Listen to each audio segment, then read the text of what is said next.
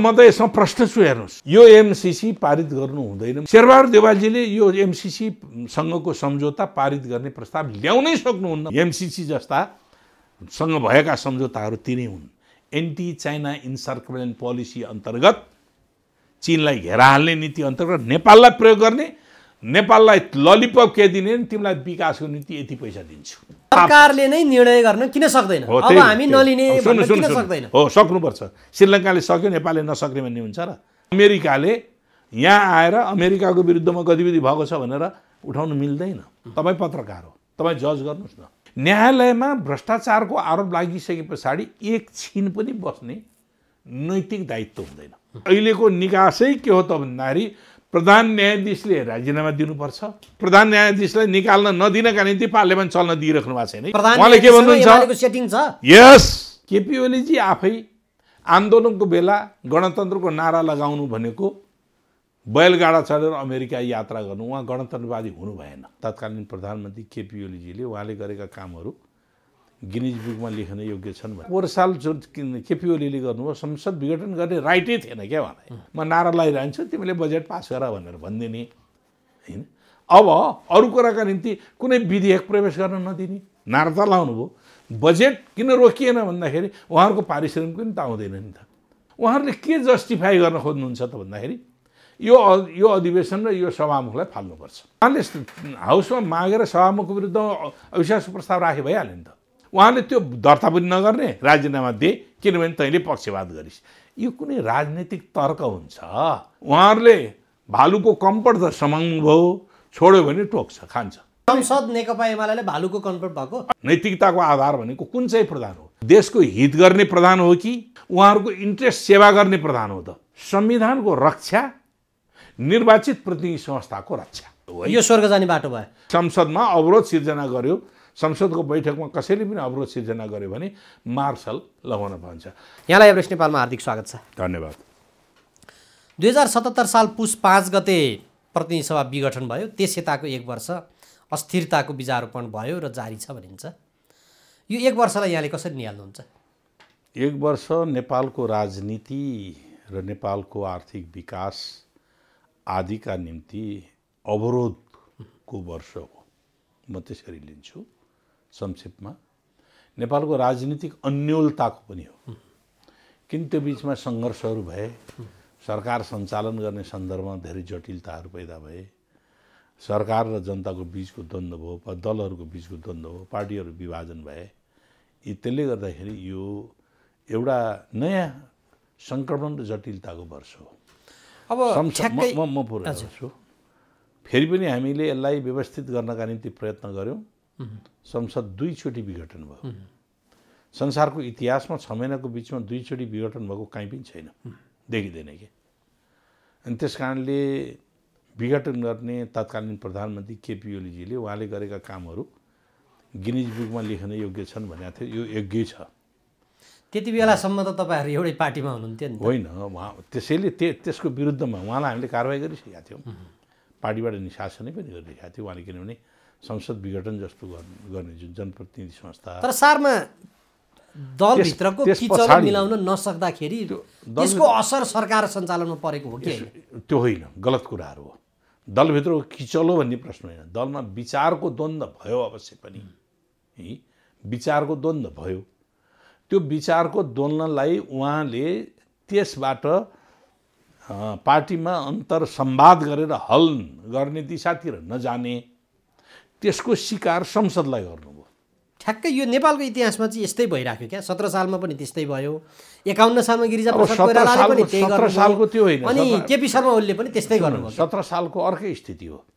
राजाले निरङ्कुशता, दलीय व्यवस्थालाई समाप्त गर्ने खोज्ने सरकार, के अरे त्यति बेला राजासम्म सार्वभौम अधिकार थियो नि त, संविधानले दिएको थियो नि त हातमा। हामीमा अन्तर्निहित शासकीय अधिकारको प्रयोग गरी भनेको छ नि त। त्यो परम्परागत अन्तर्निहित शासकीय अधिकारको रूपमा व्याख्या गरियो। गिरिजाप्रसाद कोइरालाले नेपाली काङ्ग्रेसभित्र 36 र 72 को द्वन्द्व भयो, विवादै थियो। त्यो द्वन्द्वको बिचमा संसदमा उहाँले नीति कार्यक्रममा पराजित हुनुभयो, उहाँले संसद विघटन गर्नुभयो। नीति कार्यक्रम पराजित भइसकेपछि त्यो बेला संविधानले दिएको थियो, त्यो प्रधानमन्त्रीलाई संसद विघटन गर्ने राइट थियो के? त्यो विघटन गरेको राइट तत्कालीन संवैधानिक राजालाई त्यसले पठाउनु पर्दथ्यो, राजाले स्वीकृत गर्नै पर्दथ्यो। यति बेला पोहोर साल जो केपी ओलीले गर्नुभयो संसद विघटन गर्ने राइटै थिएन क्या उहाँलाई। किन ती घटनालाई आधारित गरेर ती घटनालाई हेरेर त्यसबाट शिक्षा लिएर संविधान निर्माण गर्ने बेलामा प्रधानमन्त्री निरङ्कुश नबनोस्, प्रधानमन्त्रीले आफ्नो इच्छा लागेको बेलामा संसद विघटन गर्ने र त्यो अस्थिरताको स्थिति सिर्जना नगरोस्, एउटा संसदबाट कुनै न कुनै किसिमले सरकार बन्नुपर्छ भन्ने मान्यता है, संसदले हरेक प्रयत्न गरेर पनि सरकार बनोस् भन्ने भावना त्यहाँ व्यक्त भएको छ। त्यस कारणले 76(1), 76(2), 3, 4, 5, 6, 7 मा गएर बल्ल त्यो स्थितिमा गएर विघटन गर्ने। अहिले पनि के हो त भने अहिले पनि विघटन गर्ने प्राइम मिनिस्टरलाई राइट छैन। फेरि अहिले विघटन गर्ने राइट छैन। किन राइट छैन भन्दाखेरि सरकार बनाइसके पछाडि विश्वासको मत त पाइसक्यो नि त। अब पाइसकेको स्थिति त्यति बेला सरकार बनाउने बेलामा विश्वासको मत प्राप्त गर्न सकेन भने मात्रै विघटन गर्ने राइट हो है। सरकार बनिसकेपछि विघटन गर्ने राइट छैन अहिले। अब यी अर्ली इलेक्सन सिलेक्सनका कुराहरू आइरहेका छन् नि, यी बन्द संविधानले परमिट गर्दैन, त्यो कहीँ उल्लेख गरेको छैन। अब यो अर्ली इलेक्सन पनि हुँदैन, तर प्रश्न कहाँनिर रह्यो भने म बताउँदैछु त्यसमा देश चाहिँ कता जाने भन्ने हो, त्यही म अर्थतन्त्र बताउँछु। डामाडोल, संसद चल्नै सक्दैन, अदालत सकियो। सुन्नु न, म बताउँछु। अब त्यो तपाईँले भनेका कुराहरूको अझै पुरा भएको छैन, 1 वर्ष कार्यकालको हो। त्यो बिचमा सर्वोच्च अदालतले फैसला गर्यो, 2 चोटि फैसला गर्यो, 2 चोटि संसद पुनर्स्थापना गरिदियो। पछिल्लो फैसला अझ विस्तृत रूपमा गरिदियो कि संसद भनेको जनताले चुनेको प्रतिनिधि संस्था पुरा कार्यकाल काम गर्न पाउनुपर्छ भनेर लेखिदियो कि क्याटेगोरिकली। त्यस कारणले अब बन्ने सरकारले पुरा कार्यकाल पुरा गर्नुपर्छ भने हो क्या त्यो। त्यो बिचमा चाहिँ नि यताउता गर्न पाइन्न, संसदलाई विघटन गर्न पाइन्न भनेर भनिदिएको छ। एउटा त्यो भयो। अर्को प्रधानमन्त्रीको अधिकारका बारेमा व्याख्या गरिदियो धेरै कुराहरूको। प्रधानमन्त्रीको कति अधिकार हो कति अधिकार होइन भन्ने कुराहरूको प्रियोरिटी भन्ने कुरा हुँदैन है। विशेषाधिकार अलिखित अधिकारको प्रयोग गर्ने भन्छ नि, त्यो कुराहरू हुँदैन त्यहाँ।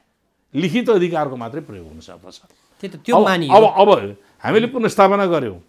पुनर्स्थापना गर्दाखेरि राजनीतिक शक्ति सन्तुलनको सन्दर्भमा केही चिज भयो त्यो है, केही चिज भयो। उहाँहरूको पार्टी बिच द्वन्द्व, पार्टी त पहिले फागुन 23 गते सर्वोच्चले छुट्याइदियो हामीलाई होइन, एउटै पार्टी थियो, फागुन 23 गते छुट्याइदियो। त्यस कसको इन्ट्रेस्ट भयो त्यो अलग कुराहरू छ। राष्ट्रिय अन्तर्राष्ट्रिय शक्तिहरू यसभित्र बाजे, यसभित्र चाहिँ प्रवेश गरे, अलग गाइदिए। अब त्यस पछाडि त्यो पार्टीभित्रको द्वन्द्वको एउटा चाहिँ ऊ चाहिँ नेकपा एमाले भित्र रह्यो। त्यो एमाले भित्र रहने दौरानमा पार्टीभित्रको एउटा पक्षले के हो भने केपी ओलीसँग हामी जान सक्दैनौँ भन्ने निष्कर्षमा पुग्यो।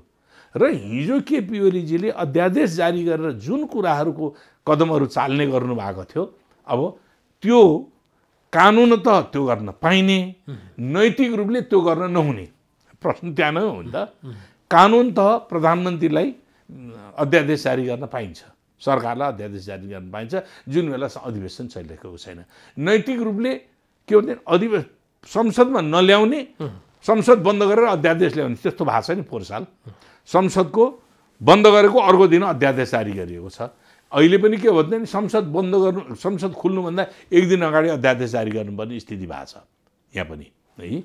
अब त्यो बेलामा उहाँहरूको बिचको द्वन्द्वले पार्टीमा चिरा पर्यो। चिरा परिसकेपछि वैधानिक रूपले पार्टी फुटाउनु पर्ने स्थिति पैदा भयो क्या। मैले यो प्रिय मान्दैन फेरि यो, किनभने यो कल्चर प्रिय कल्चर होइन, पार्लियामेन्ट्री सिस्टमको पनि होइन, अझ कम्युनिस्ट पार्टीभित्र त हुँदै होइन त्यो। तर अप्रिय कल्चरको रूपमा विकास भइसकेपछि प्रतिशोधको रूपमा भन्नुहोस् वा अस्तित्व निर्माणका निम्ति पनि भनेर भन्नुहोस्, त्यो चिज भइदियो। अब 40% पार्टी विभाजन गर्नका निम्ति उहाँले के भनिदिनु, अध्यादेश के भनेर आइदिनु पुस 5 गते, 40 पुस 5 गते भन्दा अगाडि वैशाखमा ल्याउनु भयो। उहाँले के वैशाखमा 9 गते ल्याउनु भयो, वैशाख 8 गते ल्याउनु भयो। उहाँले के ल्याइदिनु भयो त्यसमा भन्दाखेरि एकतिर मात्रै 40% पुग्छ। पहिले के भने पार्टीको केन्द्रीय समिति र संसदीय दल दुवैमा पार्टी विभाजनका निम्ति 40% चाहिन्छ भन्ने थियो। उहाँले के गरिदियो भने त्यसलाई एकातिर भए मात्रै पुग्ने भनेर भने एकातिर। अर्कोतिर संवैधानिक परिषदको चाहिँ नि जुन अध्यादेश जारी गर्नुभयो, 2 जनाले निर्णय गर्न सक्ने बनाइदिनु हो। 6 जनाको कमिटीमा 2 जनाले निर्णय गर्न सक्ने। अहिलेको सरकारले त 20% झारेर पार्टी नै फुटाइदियो नि। त्यही मैले भन्दैछु, त्यो के हुन्छ नि सरकारलाई त्यो गर्ने अध्यादेश जारी गरेर गर्ने प्रिरोगेटिभ रहेछ छ। त नैतिक दृष्टिकोणले मैले प्रश्न उठाइसकेँ, अघि नै भनिसकेँ, नैतिक दृष्टिकोणले कति मिल्थ्यो मिल्दैन थियो तल कुराहरू हो। अहिले के भइदियो भने माधव नेपाललाई एउटा पार्टी बनाउने अब त्यो स्पेस दिनु थियो, त्यो स्पेस दिनका निम्ति त्यो स्पेस नदिए सरकार बन्दैन थियो होइन। सरकारको निम्ति चाहियो नि त, मेजोरिटी चाहियो, सरकार बन्दैन थियो। सरकार बन्नका निम्ति के गरिदियो त भन्दाखेरि 20% झारेर माधव नेपालले पार्टी बनाउनु भयो। निर्वाचन आयोगले फेरि मान्यता दियो पार्टी, सर्वोच्च अदालतले त्यसलाई मान्यता दियो पार्टी बनिसके पछाडि अध्यादेश खारेज भयो है। भइसकेको काममा त फेरि उल्टिँदैन। त्यही त स्वार्थवश ल्याइएको थियो, त्यो स्वार्थ पुरा त्यो मैले भने त्यो स्वार्थै हो, त्यो स्वार्थै हो, मैले त्यसलाई अन्यथा भन्दैन, स्वार्थै हो। के स्वार्थ थियो त भन्दाखेरि कहिलेकाहीँ के हुन्छ नि के अरे स्वर्ग जाने बाटो गलत तरिकाले बनाइयो भने पनि नर्क जाने बाटो असल नियतले बनाएपछि के हुन्छ भन्छन् नि। त्यस कारणले अहिले चाहिँ नि स्वर्ग जाने बाटो खराबै भए पनि यो एउटा काम थियो। त्यो काम के हो त भन्दाखेरि संविधानको रक्षा, निर्वाचित प्रतिनिधि संस्थाको रक्षा, यो दुईटा चाहिँ उद्देश्य हो है। यो स्वर्ग जाने बाटो भयो तपाईँ आफै मान्नुहोस् न। यो अब सुन्नुहोस् एकछिन मैले लामो यसमा व्याख्या गर्दिनँ। यो नभएको भए के हुन्थ्यो? प्रधानमन्त्रीले संविधानभन्दा बाहिर गएर संसद विघटन गर्ने कुरालाई त्यसलाई वैध भनिदिएको भए के हुन्थ्यो? परम्परा बस्थ्यो कि प्रधानमन्त्रीले विशेषाधिकारको प्रयोग गर्ने, निरङ्कुश अधिकारको प्रयोग गर्ने परम्परा बस्थ्यो र अर्कोले पनि त्यही गर्थ्यो। त्यसलाई त रोकियो नि त। त्यसलाई रोकिएर कानुनी ट्र्याकभित्र ल्याउनका निम्ति नियत त्यहाँ प्रवेश गरेको हो है। नियत प्रवेश गरिसके पछाडि मैले भने नि अघि नै भनेको छु यो चाहिँ नि उसले मात्रै भएको हो भनेर। अनि त्यो त भोलिको दिनमा त्यो पनि बस्ने भयो। तर प्रश्न कहाँनिर रह्यो भने त्यस यताका घटनाक्रम जति विकसित अब त्यस पछाडि देशले चाहिँ केही पाएन। मुख्य त्यहाँनिर कुराहरू छ। हेर्नुहोस् कस्तो छ भन्नु, उहाँहरूले पार्टी विभाजन गरिसकेपछि त्यसलाई काउन्टर गर्नुभयो। पार्टी विभाजन गरेका मान्छेहरूलाई कारबाही गर भनेर लेखेर पठाइदिनु भयो। संसदभित्रको नियमावली, संसद सञ्चालन सम्बन्धी नियमावली प्रयोग गर्ने सन्दर्भमा सभामुख सर्वेसर्वा हुन्छ हो। तपाईँलाई त्यो पनि थाहा छ। सभामुखलाई के राइट दिएको छ भने कसैले कुनै व्यक्ति आफ्नो सांसदमाथि कारबाही गर्यो भने है त्यो कारबाहीको सूचना संसदलाई दिनुपर्छ। संसदले सभामुखले 15 दिनभित्र त्यो सूचना सार्वजनिक गरिदिनुपर्छ, यही होइन? 15 दिनको टाइम त दिएछ नि त उसलाई। त्यो अहिले सभामुखले 11औं दिनमा जुन सूचना सार्वजनिक गर्नुभयो त्यो उहाँलाई अधिकार क्षेत्रभित्रको हो। सूचना होइन, निर्णय गरिराख्नु परेन भन्ने कुरा त्यही हो सूचना भनेकै है।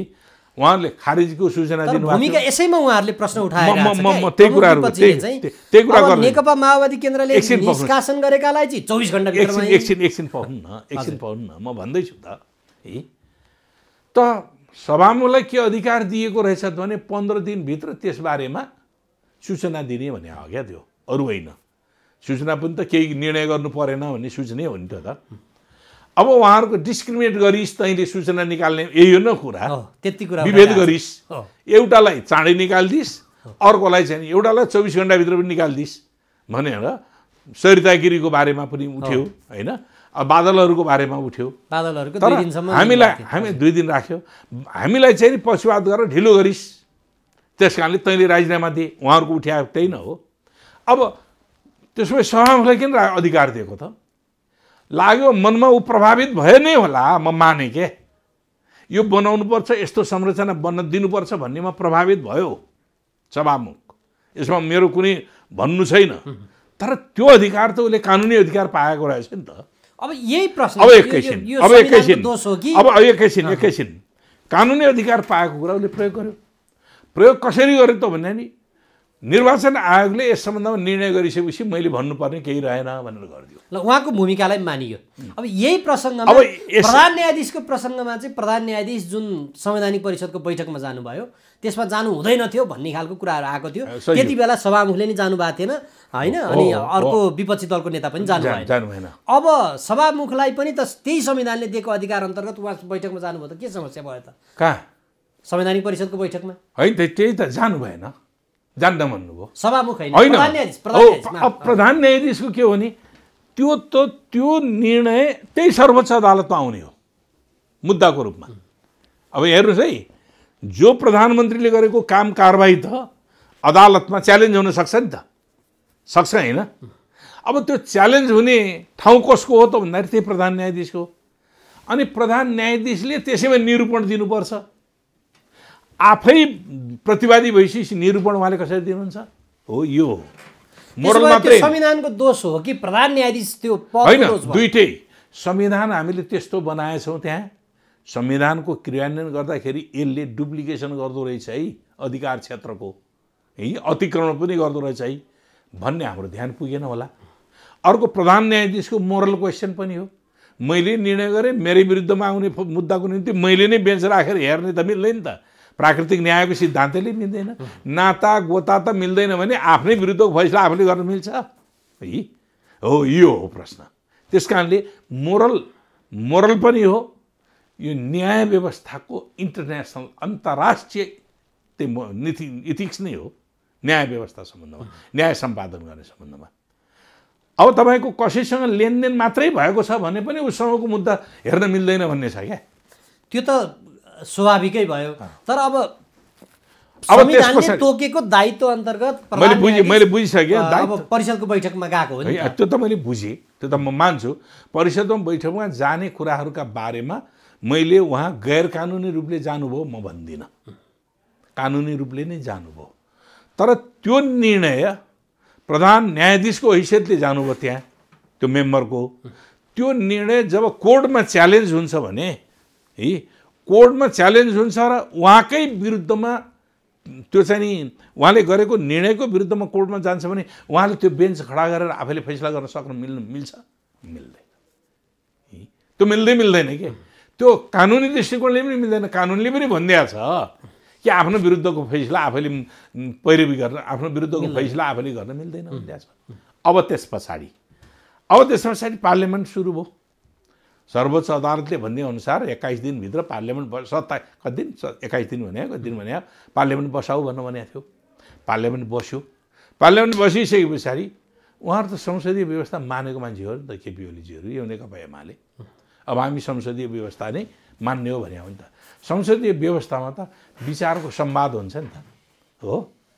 अब संसदीय व्यवस्था एउटा पुरै अधिवेशन काल उहाँहरूले अवरोध सिर्जना गर्नु हो।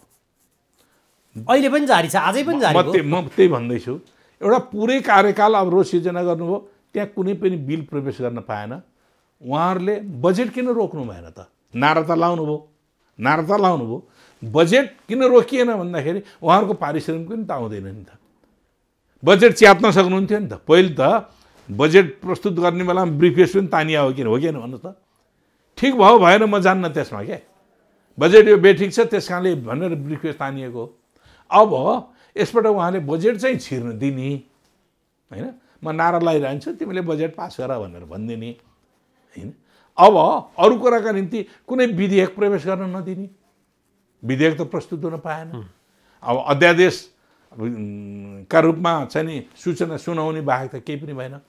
जनताका विषयवस्तु बारेमा बोल्ने ठाउँ पनि भएन, किनभने कुनै सांसदले जनताका विषयवस्तु बारेमा बोल्न पाएन। उहाँले अवरोध गर्नुभयो। अध्यादेश सुन्छ, अध्यादेश जान्छ, अरू कुरा जाँदैन। त्यसपछि सदन स्थगित हुन्छ। उहाँहरूले एउटा पूर्ण कार्यकालभरि नै, पूर्ण सदनको एउटा पूर्ण कार्यकालभरि नै संसदको एउटा अधिवेशन कालभरि अवरोध गर्नु, अहिले पनि अवरोध गर्ने ठाउँमा छ। उहाँहरूले के जस्टिफाई गर्न खोज्नुहुन्छ त भन्दाखेरि यो अधिवेशन र यो सभामुखलाई फाल्नुपर्छ, त्यही जस्टिफिकेसन गर्न खोज्नुभएको। उहाँहरू संसदीय निष्ठा रहेनछ भन्ने कुरा बुझ्नु पऱ्यो।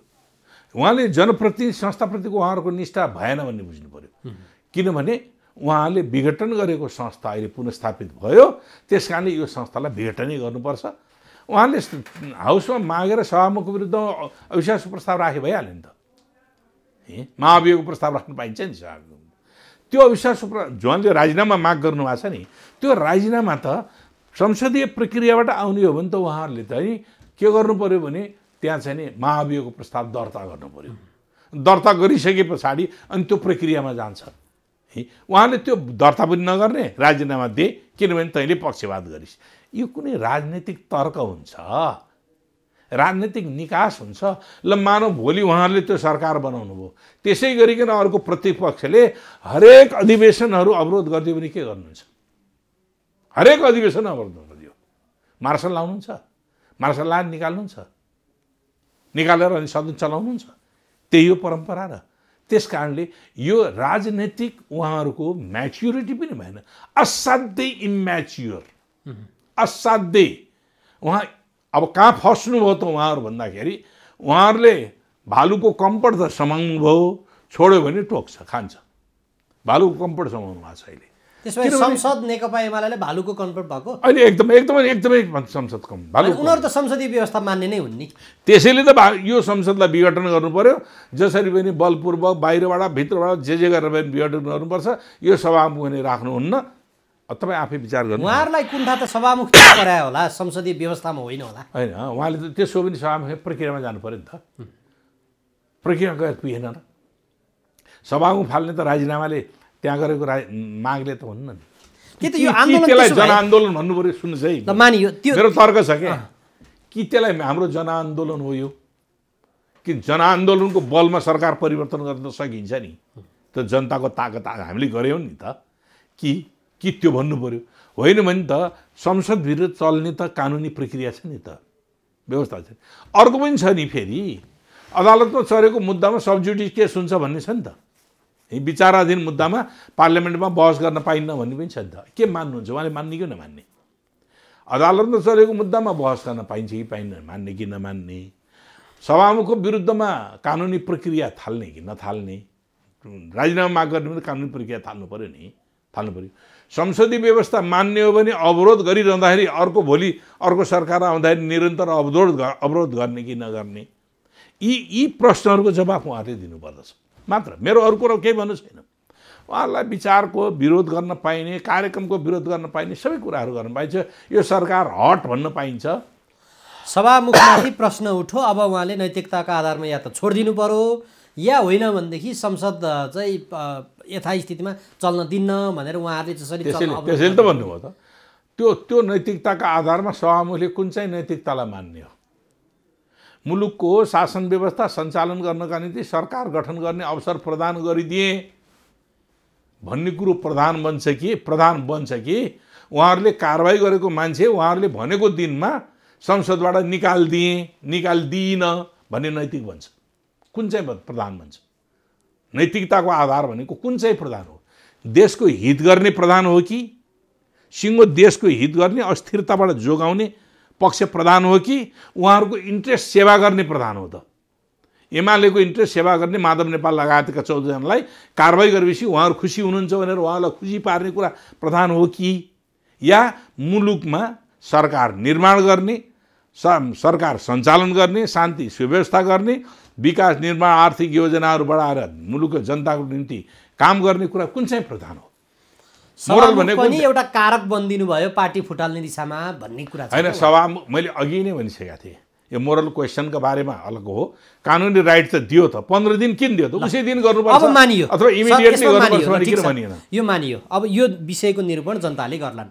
तर अहिले चाहिँ के भयो भने सबै मानिसहरूले प्रश्न उठाउन थाले क्या, संसद चल्दैन, प्रदेशका सरकारहरू घरै पछि मन्त्रालय त्यहाँ बाँडफाँड देखिहाल्नु भएको होला, कोठै पछि मन्त्रालय छन्। अब अर्थतन्त्र कस्तो छ हजुरलाई विस्तृत थाहा छँदैछ, न्यायालय त्यस्तो भयो।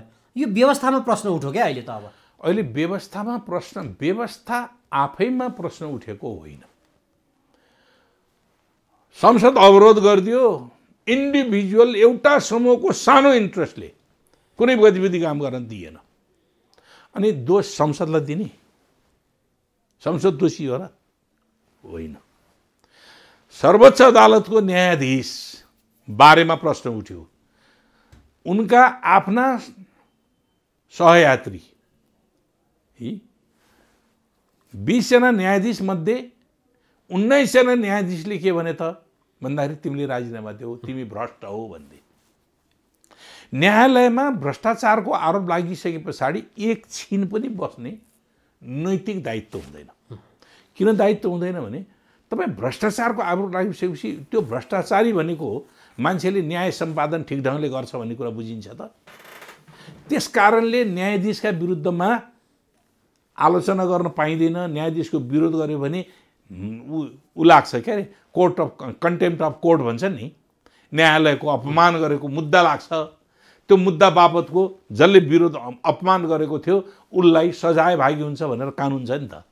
नै न्याय सम्पादन गर्ने निकायका संरचनाले नै त भ्रष्ट होस्, फलानो फलानो फलानो फलानो केसमा तैँले भ्रष्टाचार गरेको छस् भनेर औपचारिक रूपले त्यो त्यहाँका न्याय मूर्तिहरूले एकछिन है, त्यही मैले भनेको। उहाँ त्यो क्लाइमेक्समा पुग्यो क्या त्यहाँ है, त्यो सेचुरेसनमा पुगेर विस्फोट भएको रहेछ। एक अर्को, न्यायालय र न्यायाधीशमाथि आरोप लाग्ने बित्तिकै त्यसको प्रतिरक्षामा उत्रिने को थियो भने वकिलहरू हुन्थे क्या। ती सबै वकिलहरू के भन्छ भने न्यायालय यो न्यायाधीश भ्रष्ट हो, राजीनामा दिनु पर्यो। त्यहाँनिर मोरल क्वेसन भनेको। त्यस्तो आरोप लागिसके पछाडि राजीनामा दिनुपर्छ। म एउटा कुरा तपाईँलाई बुझाउँछु, यो सिंहदरबार आगो लाग्यो 28 सालमा होइन, 29 सालतिर कृतिनिधि विरुद्ध प्रधानमन्त्री हुनुहुन्थ्यो। सिंहदरबार आगो लाग्यो, उहाँले राजीनामा दिनुभयो। रङ्गशालाको पनि आएको छ। म त्यही कुरा गर्दैछु। रङ्गशालामा खेलकुद मै थिएँ, त्यहाँ खेल्न हेर्न गएको थिएँ म। हजुर, मेरो सानो बच्चा थियो जसका कारणले हामी बाँच्यौँ।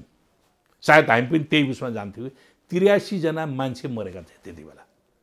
हावाहुरीला भाग्ने दौरानमा एउटै गेटबाट छिर्ने बेलामा च्यापिएर मरेका छन्। केशर विष्ट त्यति बेला शिक्षा मन्त्री हुनुहुन्थ्यो। केशर विष्टले राजीनामा दिनुभयो। केशर विष्टले गरेको गल्ती त होइन नि त्यो त। कृतिनिधि विष्टले आगोलामा झोस्न गएको त होइन नि। मोरल क्वेसन हो। मेरो मातहतमा इन्डियामा रेल दुर्घटना हुन्छ, रेल मन्त्री राजीनामा दिनुपर्छ है। यो के रहेछ भने पुँजीवादी राज्य प्रणालीभित्र पनि संसदीय व्यवस्थाको नम भन्ने हुँदो रहेछ। संसदीय व्यवस्थाको नम। अब सानो कुराहरू उनका आफ्ना इन्ट्रेस्ट होलान्। अहिले नेपाली काङ्ग्रेसको एकजना केन्द्रीय सदस्य हारे, मिनेन्द्र रिजाल हारे। रक्षा मन्त्री थिए, मेरो पार्टीमा पकड छैन, त्यस कारण मैले रक्षा मन्त्रीबाट राजीनामा दिएँ भने त बुर्जुवाहरूले देखाउने नर्म्स पनि त्यति देखाउन मिल्दैन र। त्यति पनि के होला आफ्ना इन्ट्रेस्ट होलान्, म त्यो जान्न। तर उनले के भने त भन्दाखेरि मेरो पार्टीमा मेरो पक्षमा समर्थन रहेन, त्यस कारणले मैले पार्टीको प्रतिनिधित्व गरेर मन्त्रालयमा गएको हुँ, मैले राजीनामा दिएँ भनेर भने नि त उनले। हो, यसलाई एप्रिसिएट गर्नुपर्छ क्या यो कुराहरू। केशर विष्टले प्रधान न्यायाधीशले गर्नुपर्ने कि नपर्ने, यही कुरो सभामुखमाथि उठो गर्नुपर्ने कि नपर्ने, यही कुरो अब ठ्याक्कै कुरो गर्न थालेँ मैले। तपाईँले भनेको कुरा सभामुखको स्थिति योभन्दा भिन्न हो। योभन्दा तपाईँले भनेको यो मोरल क्वेसन भन्दा भिन्न हो। किनभने सभामुखलाई त्यो ऊ चाहिँ अधिकार दिएको छ। संसद सम्बन्धी नियमावलीले उहाँलाई कसैले कुनै कारबाही, कुनै दलले आफ्नो सांसदमाथि कारबाही गर्यो भने 15 दिनभित्र सूचना निकाल्ने। किन भनिदिया होला त 15 दिन? 15 दिन किनभने दिने बित्तिकै सूचना दिने बित्तिकै निकाल्ने भनेर किन भनिदिएन त?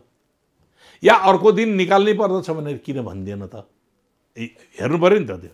त्यस कारण उसले अधिकार क्षेत्रभित्र, मैले अघि नै भनेको छु नैतिक क्वेसन होला।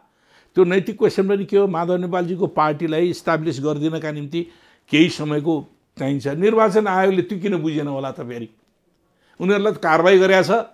त्यहाँ निर्वाचन आयोगमा पनि त उहाँहरूले दिनुभएको थियो निवेदन त। तर निर्वाचन आयोगले त पार्टीगत मान्यता दियो। सर्वोच्च अदालतमा पनि दिएको थियो मुद्दा।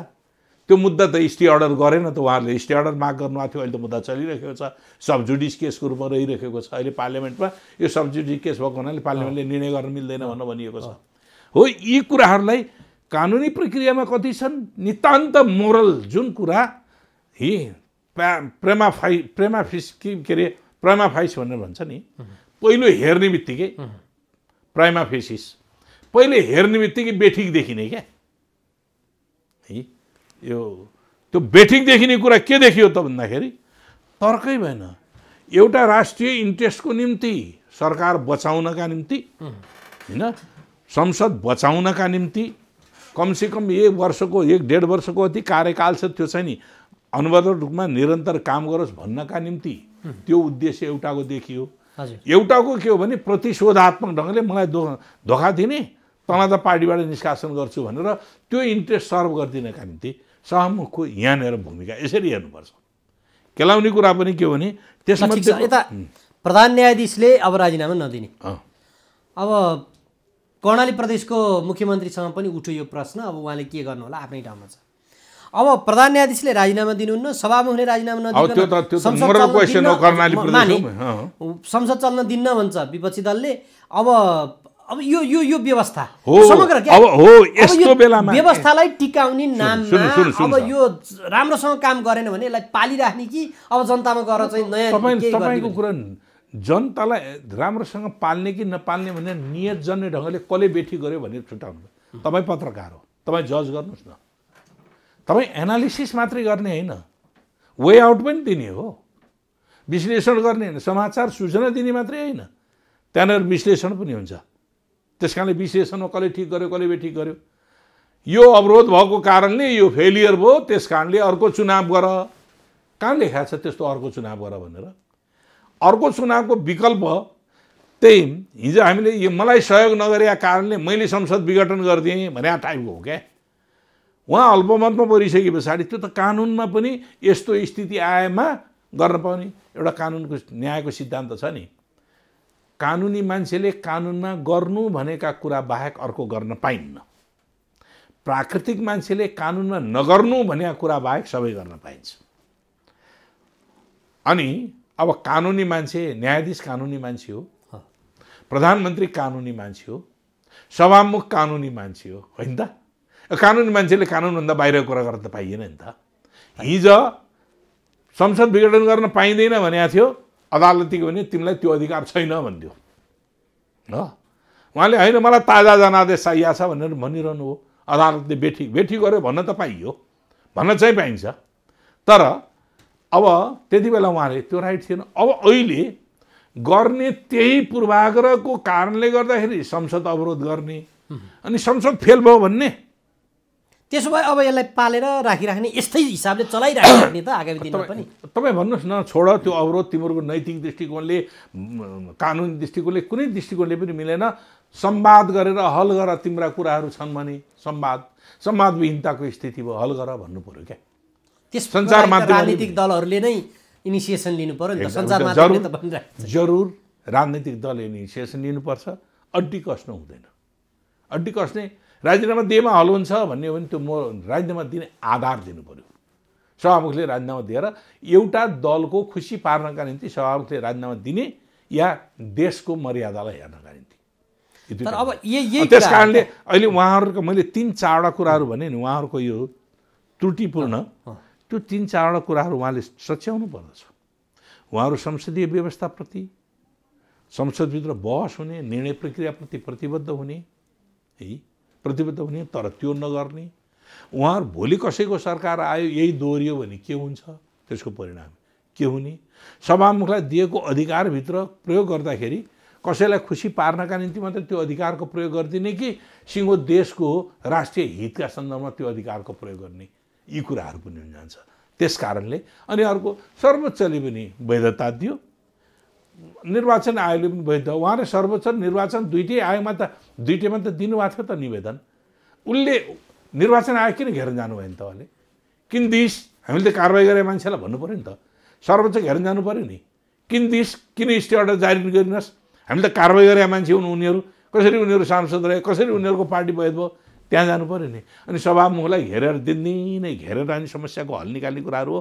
यो उहाँहरूको के भने नियतजन्य कुराहरू भेट्यो, नियतजन्य हो।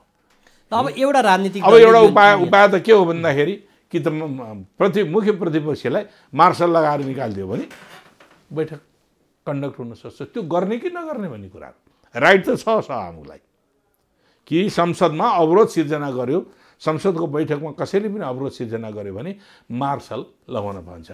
आदेश दिएर मार्सलले छोयो भने पनि निष्कासन हुन्छ। सभामुखले मार्सल लगाउनु भनेर आदेश दिएर छोयो, टच मात्रै गर्यो भने ऊ कारवाही परेको हुन्छ। एउटा निश्चित अवधिको निम्ति बैठकमा आउन पाउँदैन। तर अहिले त सभामुखले आदेशै दिएको छैन। आदेश दिएर मार्सलले रोकेर मञ्चमा जान अथवा पोडियममा जानको निम्ति मात्र रोकेका कुराहरू, अरू त छैन नि त। त्यही त अब त्यो अधिकार सभामुखले प्रयोग नगर्ने, प्रधान न्यायाधीशले पनि राजीनामा नदिने, अनि यो समग्र देख्दाखेरि क्या यसले जनतामा एउटा निराशा त अब यही नै तपाईँले तपाईँले भनेको कुरा के हो भने यसभित्र अहिले हामीले प्राप्त गरेको संविधान, यसले दिएका संवैधानिक अधिकारहरू, अहिले भएको राजनैतिक प्रणाली, संघीयता, गणतन्त्र, धर्मनिरपेक्षता, समावेशी समानुपातिक प्रतिनिधित्वको प्रणाली, मौलिक अधिकार, विभिन्न संवैधानिक आयोगको जुन संरचना बनेको छ, यो संरचना कतिपयलाई मन परेको छैन। केपी ओलीजी आफै आन्दोलनको बेला गणतन्त्रको नारा लगाउनु भनेको बैलगाडा चढेर अमेरिका यात्रा गर्नु, उहाँ गणतन्त्रवादी हुनु भएन। उहाँ संहिताको विरोध त जहिले पनि गरिरहनुहुन्थ्यो। उहाँ संहिताको विरोध गर्ने बेला जोड्नुहुन्थ्यो समावेशी समानुपातिक होइन, प्रतिस्पर्धाबाट जाने हो भन्नुहुन्थ्यो। उहाँ धर्मनिरपेक्षताको विरोधी हुनुभयो किनभने हिन्दूवादले उहाँलाई प्रभावित पारिरहेको छ। म देशको धर्म हुँदैन, देशभित्रका जनताको धर्म हुन्छ भन्ने मान्यता राख्ने मान्छे, त्यसकारण धर्मनिरपेक्षता ठिक हो भनेको। उहाँले कोभिडले मरिरहेका मान्छेको बेलामा 30 करोडको जलारी हालिदिनका निम्ति पशुपतिनाथमा जानु, त्यसैमा पनि भ्रष्टाचार भएर अहिले छानबिनमा परिरहेको छ। 11 किलो सुन चाहिँ नि भ्रष्टाचार भयो भन्ने आएको छ है। उहाँले 30 करोडको जलारी हाल्नका निम्ति उहाँ त्यहाँ पुग्नुभयो। अनि उहाँले के गर्नुभयो त? त्यस कारणले निकास चाहिँ आएन क्या फेरि पनि। म त्यही त एकदमै निकासै, अहिलेको निकासै के हो त भन्दाखेरि प्रधान न्यायाधीशले राजीनामा दिनुपर्छ, अर्को बाटो छैन। किनभने उहाँप्रति न्याय सम्पादन हुँदैन भन्ने कुराहरूको आशंका भयो। उहाँले ठिक न्याय सम्पादन गर्नुहुन्छ भन्ने कुराहरूको आशंका भयो है। उहाँले त दिनु भएन नि त, म दिन्न भनिसकेँ। त्यसैले त मैले भन्दैछु, त्यसैले मैले भनिरहेको छु उहाँले दिनुपर्छ।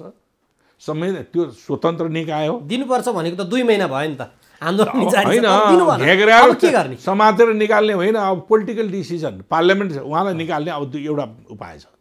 एउटा पार्लियामेन्ट छ, पार्लियामेन्टले इम्पिचमेन्ट महाभियोग लगाउने बित्तिकै पार्लियामेन्ट चल्न उहाँहरूले दिनुभएको छैन। एमाले यहाँ कनेक्सन छ क्या, उहाँलाई प्रधान न्यायाधीशलाई निकाल्न नदिनका निम्ति पार्लियामेन्ट चल्न दिइराख्नु भएको छैन। यो पनि बुझ्नुहोस् न फेरि। त्यसो भए प्रधान उहाँले के भन्नुहुन्छ? सेटिङ छ। यस, एकदम सही हो त्यो। किन सेटिङ छ त भन्दाखेरि पार्लियामेन्ट चल्ने बित्तिकै एमपी महाभियोगको प्रस्ताव दर्ता हुन्छ, दर्ता हुँदै उहाँ निलम्बित हुनुहुन्छ चल्ने बित्तिकै। केपीजीले के भन्नु? उसको मात्र किन राजीनामा? 5 जनाको राजीनामा माग न। सर्वोच्च महाभियोगको प्रस्ताव कसले दर्ता गर्ने? है सांसदहरूको। अनि सांसदहरूले, सत्तारूढ गठबन्धनले दर्ता गर्छ, जोसुकैले पनि गर्न पाउँछ। दर्ता गर्नको निम्ति आवश्यक सङ्ख्या पुग्यो भने जोसुकैले पनि गर्न पाउँछ। एमालेको जसको दल फुटाइदियो होइन, त्योसँग सेटिङ होला र भन्छन् नि फेरि कतिपयले। अनि फेरि यहाँहरूले फेरि त्यही फुटाइदिएकै फुटाउनुमा नै सेटिङ छ, त्यही फुटाउनुमा नै सेटिङ छ। किन सेटिङ छ? जसले माग गरेको थियो नि मेरो नाम दे भनेर माग गरेको थियो, उसले दल विभाजन गरिदिए भनेर भनेको थिएन नि। मागै नगरेको कुराहरू, माग नगरेको कुराहरू सर्वोच्च अदालतले किन फैसला गरिदियो? केही न्यायाधीशले फैसला गरिदियो नि त। मागै नगरेको कुराहरू। तपाईँले 1 लोटा पानी माग्नु आएको थियो, गाग्रो ल्याइदियो, के गर्नु? तपाईँलाई चाहिएकै होइन त्यो गाग्रो।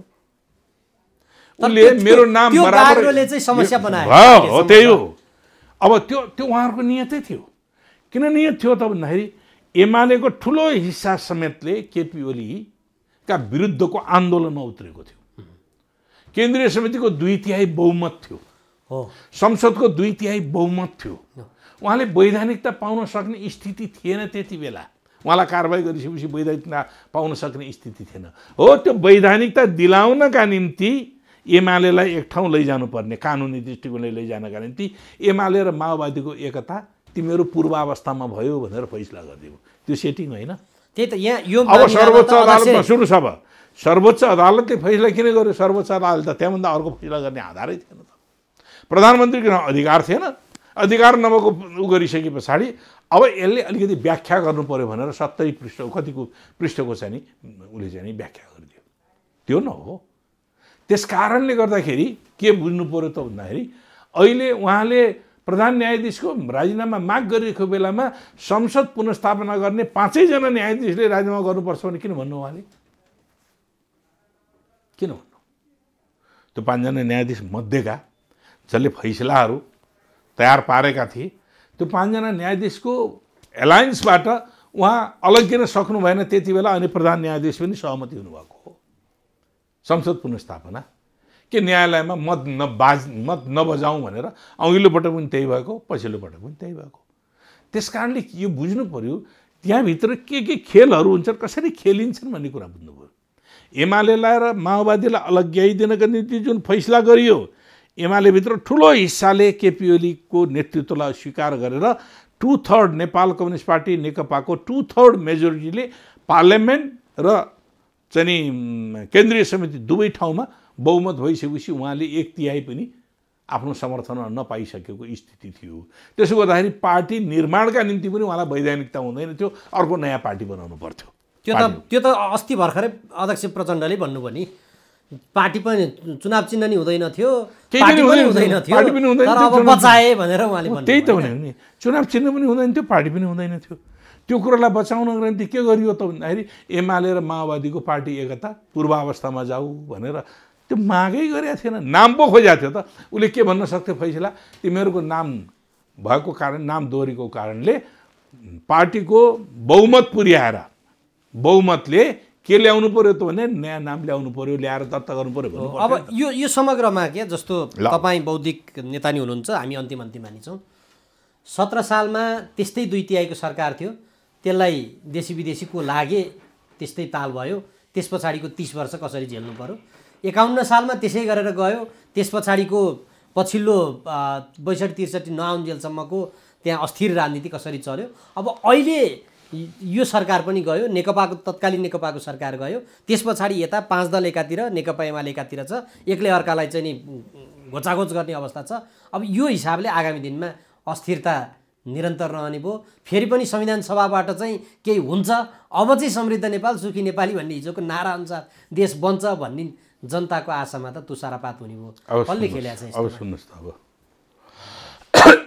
आजभोलि युरोपियनहरूले हामीलाई सिकाउने गरेका छन् क्या, लोकतन्त्र सिकाउँछन् होइन, सहिष्णुता सिकाउँछन्। तिनै युरोपका पार्लियामेन्ट राजालाई संसदभित्र काट्ने क्या, त्यही हुने क्या। त्यहाँ धेरै लडाइँ भएको छ। युरोप आज समृद्ध छ, युरोप आज समृद्ध छ। कहाँबाट समृद्धि पायो?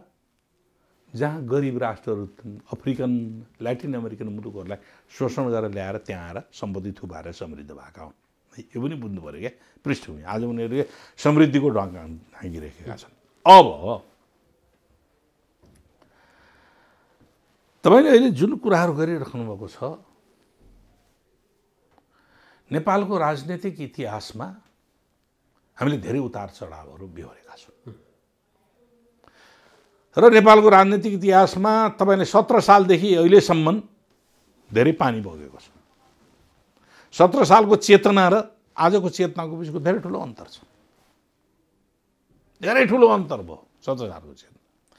त्यति बेला संसद फालेर राजा थियो नि त, राजालाई धारा 55, त्यति बेलाको संविधानले धारा 55 अधिकार दिएको थियो, कुनै पनि बेला उसको आफ्नो साभरेन्टी गर्न पार्लियामेन्ट विघटन गर्नसँग अधिकार दिएको थियो।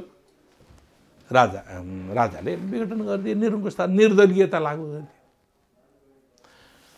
अब त्यसमा फरक ढङ्ग छन्, आजका विघटन फरक ढङ्गका छन्, आजको सम्भावित खतराहरू फरक छन्। आजको सम्भावित फरक खतरा के छ भन्दाखेरि नेपालमा वामपन्थी आन्दोलन बढेर गयो। जनमत त 2/3 भन्दा बढ्ता बहुमत जनमत त वामपन्थीको पक्षमा छ नि। अब यो पुँजीवादी राष्ट्रहरूलाई यो जनमत गाँडो भएको छ। यो जनमतलाई कसरी तोड्न सकिन्छ भनेर गाँडो। त्यो तोड्ने 2टा तरिका हुन्छन् अथवा 3टा तरिका हुन्छन्। एउटा तरिका पार्टीभित्रै फुट हालिदिने, कुनै न कुनै तरिकाले लोभ पाप आदि होइन, साम दान दण्ड भेद एउटा अन्तर्राष्ट्रिय सन्धि सम्झौताको माध्यमबाट त्यहाँनिर फुट हालिदिने, एउटा त्यहाँनिर दमन गर्नका निम्ति अन्तर्राष्ट्रिय शक्तिहरूको हस्तक्षेप हो। आज यी 3टै हतियारहरू प्रयोग भइरहेका छन्। 3टै हतियारहरू प्रयोग भए। पार्टीभित्र फुट हाल्नका निम्ति पार्टीभित्रको एउटा पक्ष छ जुन पक्षले कम्युनिस्ट आन्दोलनलाई जनताको भोट ल्याउने भोट ब्याङ्क मात्रै बनाउन खोज्यो। जनताको आर्थिक सामाजिक जीवनको रूपान्तरणको बाटो अगाडि बढाएर सामाजिक विकासको गतिमा ल्याउने कुराहरू सोचेन, ऊ पुँजीवादी दिशामा गयो विचार दृष्टिकोणले। उसले त्यसलाई बोकिदियो, त्यो शक्तिलाई बोकिदियो र के भनिदियो भने यो शक्ति राम्रो हो। किनभने अर्कोले त राष्ट्रिय स्वतन्त्रता र स्वाधीनताको कुरा उठाएछ, श्रमजीवी जनताको मुक्तिको कुरा उठाएछ एकातिर त्यो। अर्को सन्धि सम्झौताको फेरि अर्को जाल फालिदियो। नेपाल समृद्ध नेपाल बनाउनको निम्ति एमसिसी जस्ता सम्झौताहरू, एमसिसीसँग सम्झौता गरेर अन्तर्राष्ट्रिय शक्ति नेपाललाई स्ट्रेटेजिक लोकेसन्स, रणनीतिक दृष्टिकोणले नेपाललाई अन्तर्राष्ट्रिय शक्तिहरूको शक्ति प्रतिस्पर्धाको खेल खेल्ने थलो बनाइयो। यहीले एमसिसी जस्ता सँग भएका सम्झौताहरू तिनै हुन्। एन्टी चाइना इन्सर्कुलेन्ट पोलिसी अन्तर्गत चीनलाई घेरा हाल्ने नीति अन्तर्गत नेपाललाई प्रयोग गर्ने, नेपाललाई ललिपप के दिने, तिमीलाई विकासको निम्ति यति पैसा दिन्छु। त्योभित्र नेपालको सभरेन्टी खत्म हुन्छ, नेपालको अन्तर्राष्ट्रिय सम्बन्ध खत्म हुन्छ, नेपालको आफ्नै आर्थिक विकास, स्वतन्त्र स्वाधीन अर्थतन्त्र भन्छौँ नि, स्वतन्त्र र स्वाधीन अर्थतन्त्र बन्न दिँदैन। बहुराष्ट्रिय कम्पनीहरूलाई यहाँ लिएर आएर यहाँको साधन र स्रोतको दोहन गर्ने कुराहरू आइरहेको छ यो सन्धि सम्झौताको मार्फतबाट। अर्कोतिर के भने अन्तर्राष्ट्रिय क्षेत्रमा सैनिक गठबन्धन, नेपाल जस्तो मुलुकलाई इन्डो पेसिफिक स्ट्राटेजी जस्ता एलायन्समा सैनिक गठबन्धनमा हालिदिए नेपाल। जबकि नेपालको संविधानले दिन्न, नेपालको कानुनले दिन्न, नेपालको अन्तर्राष्ट्रिय सम्बन्ध सम्बन्धी नीतिले दिन्न। पञ्चशीलको सिद्धान्तको विपरीत छ, हाम्रो असंलग्न सिद्धान्तको विपरीत छ। हाम्रो भूमिलाई हाम्रा छिमेकीहरूको विरुद्धमा प्रयोग गर्न नपाइने हाम्रो सम्झौताहरू छन् नि, त्यो सम्झौताको विपरीत छ। हामीलाई आइपिएसमा हालेको छ। आइपिएसका 4वटा उद्देश्यहरू हुन्। एउटा सैनिक गठबन्धन हो, दोस्रो हो आर्थिक कारोबार व्यापार, तेस्रो हो सूचनाको आदान प्रदान, चौथो हो घोषित रूपमा उनी भनेका छन् आइपिएसका मुलुकहरूमाथि कहीँ कतैपट्टिबाट कसैको केही दबाब हो भने संयुक्त रूपले प्रतिवाद गर्ने भनेर आएको छ। जबकि हामी नेपाल त असंलग्न बफर स्टेटको रूपमा रहेको, अब त्यो असंलग्न राष्ट्र त्यही मोमेन्टमा भएका हाम्रो देश हो। हामीलाई कहाँ पुर्याइदियो भने अमेरिकी एलायन्समा पुर्यायो। जबकि 8000 माइल टाढा छ अमेरिका, हाम्रो छिमेकी चीन, छिमेकी भारत। यो प्रश्न छिमेकी र भारतले चीनले उठाउँदाखेरि ठिक हुन्थ्यो, उनीहरूको सुरक्षामा नेपालमा हाम्रा विरुद्धमा केही गतिविधि हुन थाल्यो भनेर उनीहरूले उठाए ठिक हुन्थ्यो। तर अमेरिकाले यहाँ आएर अमेरिकाको विरुद्धमा गतिविधि भएको छ भनेर उठाउनु मिल्दैन। हामीलाई त बारम्बार दबाब दिइरहेको छ। इतिहास पनि हेर्नुहोस्, खम्पा विद्रोह यहीँबाट नेपालबाट बनाउनु खोजेको 2031 सालमा, त हाम्रो इतिहासै छ। अहिले आएर बसेका चाहिँ नि शरणार्थीहरूलाई ट्राभल डकुमेन्ट बनाइदिए भनेर नेपाल सरकारलाई दबाब दिइरहेका छन्। ट्राभल डकुमेन्ट बनाउने बित्तिकै त्यसमा बनाउने बित्तिकै नेसनालिटी के हो भनेर लेख्नुपर्छ। उनीहरूले के भन्छन् तिब्बती नेसनालिटी भनेर लेखिदिन्छन्, तिब्बतबाट आएकाहरूले। तिब्बती नेसनालिटी भनेर लेख्ने बित्तिकै हाम्रो आफ्नो फरेन पोलिसी त्यहाँ प्रभावित हुन्छ। हामीले एक चीन नीति जो लिएका छौँ नि, त्यो एक चीन नीतिको हाम्रो विभाजित हुन्छ। तर फेरि पनि अब यही गठबन्धन सरकारले एमसिसी पारित गर्ने दिशामा त लैछ। अब होइन गठबन्धन सर, म त यसमा प्रश्न छु। हेर्नुहोस्, यो एमसिसी पारित गर्नु हुँदैन। मैले त अब धेरै पहिलेदेखि त्यो हजुरले पटक पटक भन्नुभएको छ, हाम्रोमै पनि धेरैचोटि अन्तर्वार्ता एकैछिन म आइसकेका छु। शेरबहादुर देवालजीले यो एमसिसीसँगको सम्झौता पारित गर्ने प्रस्ताव ल्याउनै सक्नुहुन्न भन्ने छु।